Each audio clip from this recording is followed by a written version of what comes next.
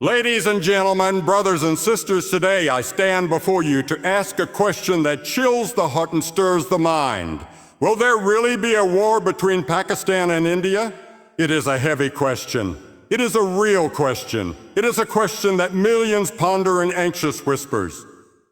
But before we allow fear to seize our hearts, let us pause and reflect. The shadow of war always looms. Nations have long histories, complicated pasts, and old wounds that bleed easily. The soil between Pakistan and India is rich with culture and tradition, but it has also been stained by conflict. There are voices shouting for pride, voices demanding retaliation. But above those angry cries, there is a greater calling, a higher voice calling humanity toward peace. You see, the easy road is war. It is simple to fall into anger. It is tempting to answer violence with violence. But peace, real peace, requires courage. It demands strength, not weakness. And it is peace, not war, that leaves a lasting legacy of honor. Fear whispers to us about inevitable war. It shouts through news headlines and social media posts. It stokes the fires of suspicion and distrust. But wisdom, true wisdom, cries out louder if we will only listen. It calls leaders to dialogue, to diplomacy, to humility. It reminds us that sitting down at a table and working through our pain takes far more strength than sitting behind the controls of a fighter jet. Fear is easy. Wisdom is hard. And yet, wisdom is the only path that leads to life. Let us remember, national pride is a powerful thing. Love of one's homeland runs deep. It is noble to cherish one's country, to defend one's people, to honor the sacrifices of those who have gone before. But national pride must never eclipse our common humanity. For when the guns are fired, they do not discriminate. The poor and the rich, the soldier and the civilian, the young and the old, all suffer alike. Beyond every border, beyond every difference of language, of faith, of politics, there is a universal desire to live, to love, to see our children grow up in safety and in peace. Let's not forget, the cost of war is always too high. It is a debt that cannot be repaid by any treasury. It is a devastation that no government program can ever fully heal. Wars might be won on battlefields, but they are lost in the hearts of men and women who carry the grief of loss forever. The cities destroyed, the families shattered, the future stolen. These are the true trophies of war. If we sow hatred, we will reap destruction. If we sow fear, we will reap despair. But there is a different seed we can plant. Hope. Hope must prevail over hatred. Even when darkness seems to gather over the horizon, there is still light to be found. The human spirit has a resilience that no bomb, no bullet, no border can destroy. History is full of miracles, of nations once at odds finding the strength to lay down their swords and extend their hands. Will there really be a war between Pakistan and India? The answer is not written in the stars. It is not a destiny carved in stone. It is a choice made by leaders and by ordinary citizens alike. It is a choice between pride and humility, between fear and wisdom, between hatred and hope. And today, though the drums of war may beat faintly in the distance, I tell you there is still time to choose the better way.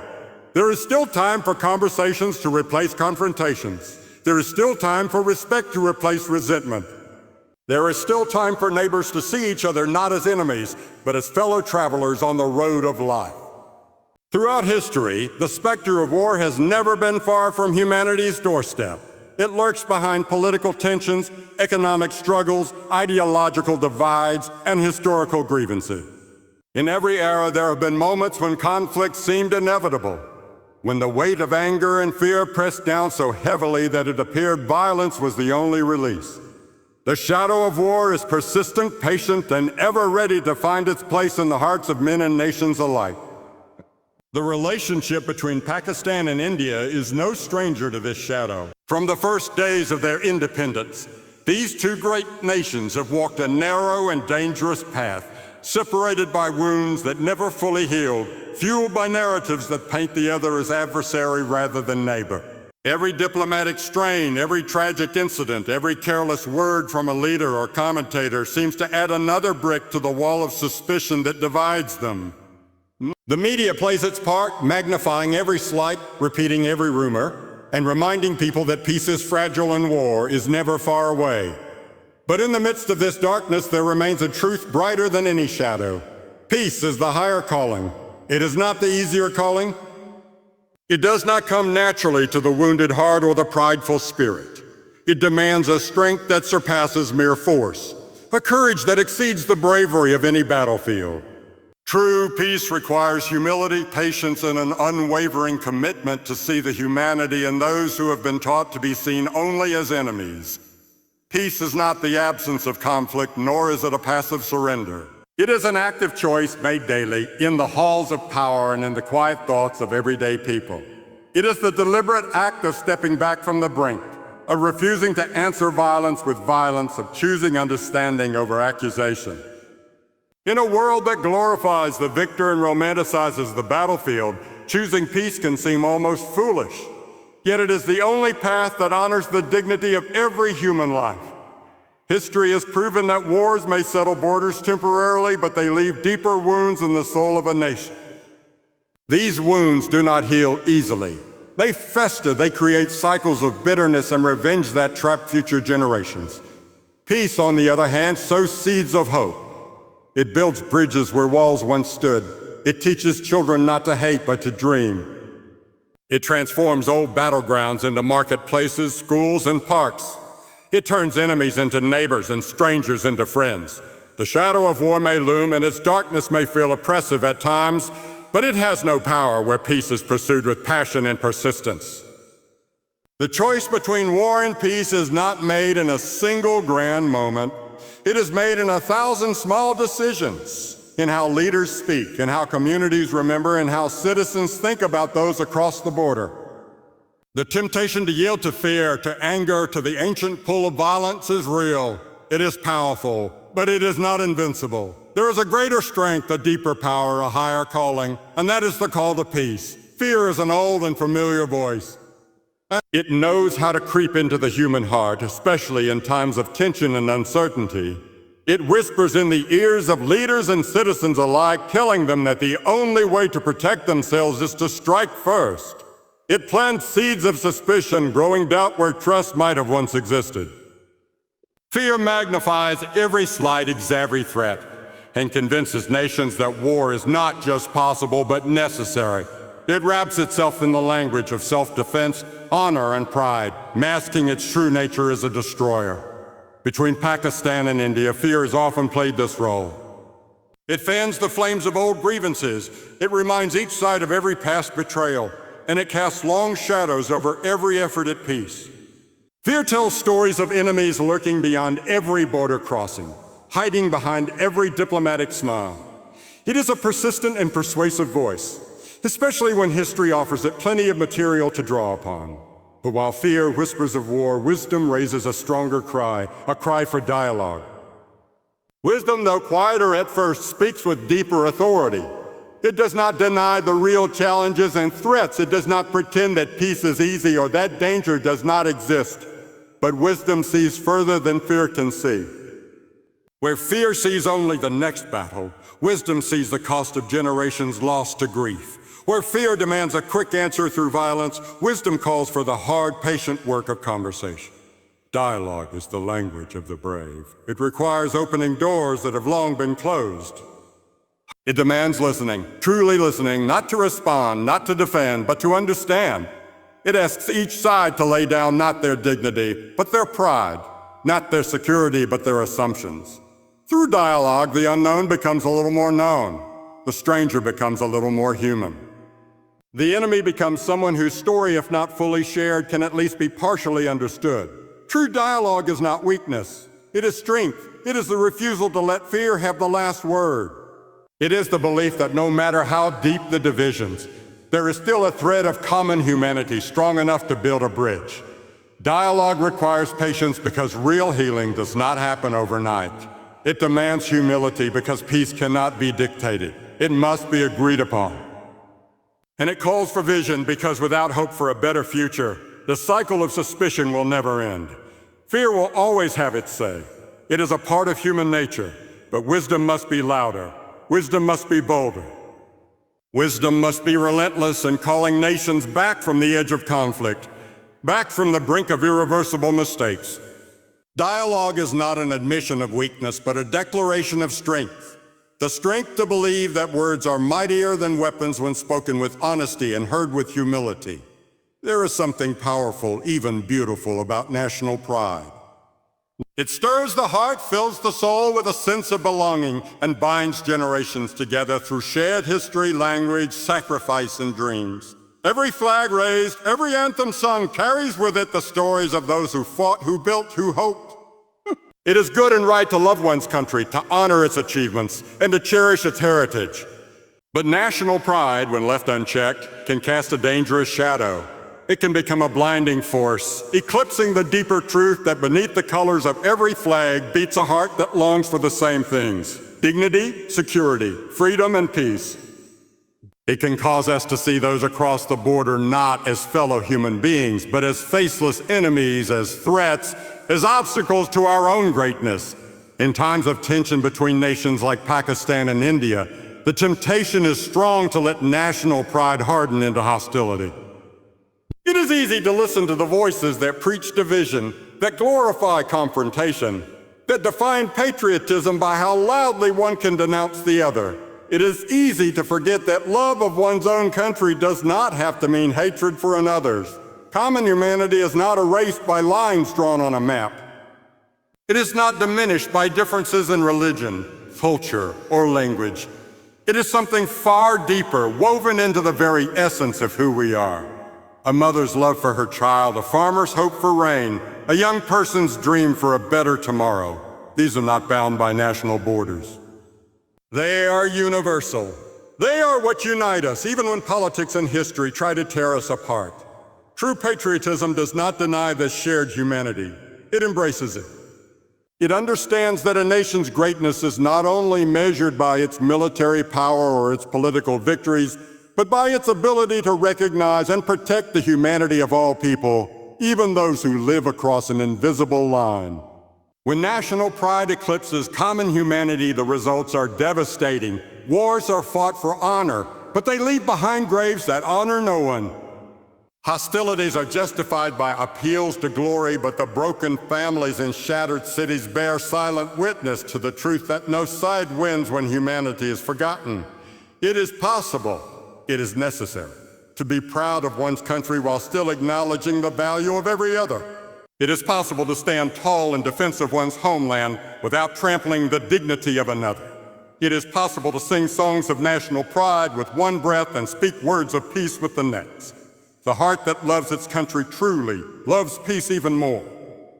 The patriot who truly serves their nation seeks its honor not through endless conflict, but through its ability to coexist with others. When we remember that our common humanity outweighs our differences, we open the door to a future not of endless battles, but of shared victories that belong to all mankind. Hatred is a force as old as time itself. It grows out of fear, nourished by anger, sharpened by memories of past wrongs. It builds walls between people, hardens hearts, and blinds the eyes to anything but pain and revenge. Hatred is easy because it feels powerful. It gives a sense of control, a sense of purpose, even if that purpose leads only to destruction. When hatred takes root in a nation, it poisons everything it touches, from public discourse to foreign policy, from the classroom to the home. When we look at the long-standing tensions between Pakistan and India, it is clear that hatred has, at times, held too much influence. It has colored perceptions, distorted truth, and pushed entire generations to view each other with suspicion and contempt. It whispers that reconciliation is impossible, that old wounds must remain open, that bitterness is somehow a form of loyalty to one's own people. Hatred makes enemies out of strangers, and sometimes even out of friends. But hatred is not invincible. It is powerful, yes, but it is not the greatest force on earth.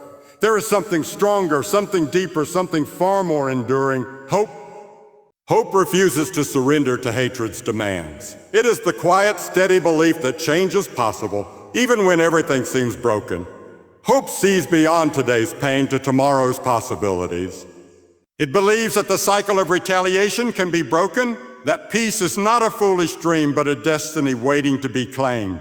Hope holds fast when tempers flare and patience wears thin. In times of conflict, hope often looks fragile. It can be dismissed as naive or unrealistic.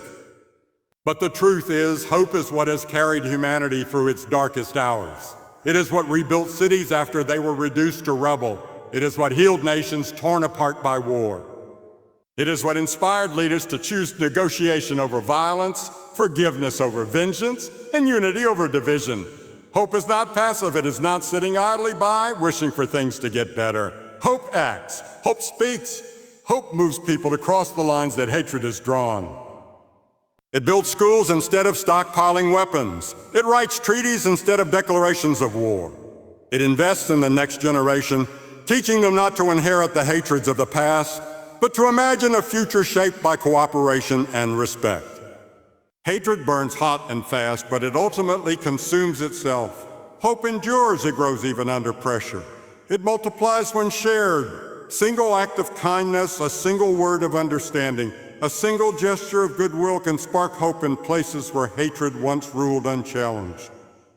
No matter how deep the divisions, no matter how painful the history, hope remains a light that hatred cannot extinguish. It is the light that beckons nations away from the cliffs of conflict and toward the fields of peace.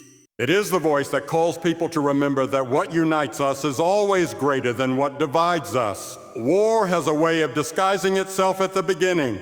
It dresses up in the language of patriotism, honor, justice, and necessity. It promises swift victories and lasting security. It stirs emotions, rallies nations, and paints vivid pictures of triumph. But behind the banners and the slogans, behind the parades and the speeches, war hides its true cost. A cost far greater than any nation can truly afford.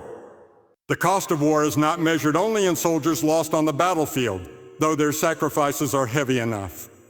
It is measured in the children who grow up without fathers, the families that gather around empty chairs at dinner tables, the mothers who wait for letters that never come. It is found in the homes reduced to rubble, the fields left barren, the schools abandoned, the hospitals overwhelmed. It echoes in the cries of refugees forced to flee everything they have ever known. Between Pakistan and India, history offers painful reminders of these costs.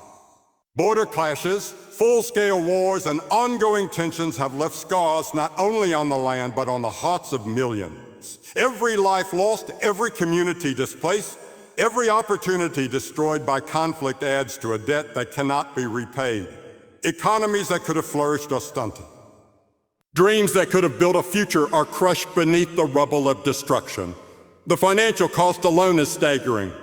Funds that could be used to build hospitals, to educate children, to lift the poor out of poverty, are instead funneled into weapons, into defenses, into preparations for battles that no one truly wins. Generations are raised under the shadow of fear rather than the light of opportunity. Leaders are trapped in cycles of retaliation instead of cycles of progress. And all the while, the true needs of the people, health, education, dignity, peace, go unmet. War leaves behind a bitterness that outlives the fighting itself. Even after treaties are signed and armies stand down, the anger, the suspicion, and the grief linger. They pass from one generation to the next, sowing seeds of future conflict. The fields may one day be green again. The cities may be rebuilt. But the human soul, wounded by loss, hardened by pain, takes much longer to heal. The cost of war is also moral. Every conflict tempts humanity to abandon its better nature. It makes cruelty acceptable. It justifies acts that in times of peace would be unthinkable. It teaches people to hate, to dehumanize, to see life as expendable if it belongs to the enemy. And once these lessons are learned, they are not easily unlearned. Some will argue that war is sometimes necessary, that there are causes worth fighting for, and history shows that sometimes great evils must be resisted. But even then, even in the rare moments when conflict seems unavoidable, the cost remains brutally high. No war ever comes without regret.